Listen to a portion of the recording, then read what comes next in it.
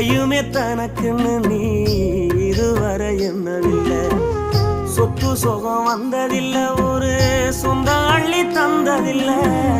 எத்தனையோ துன்பத்திலும் நீ யாரையுமே நுந்ததில்லை.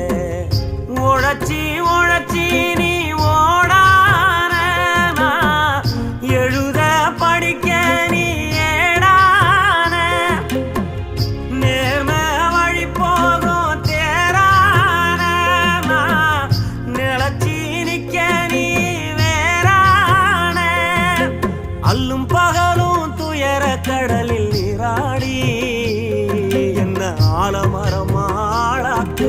போராடி அல்லும்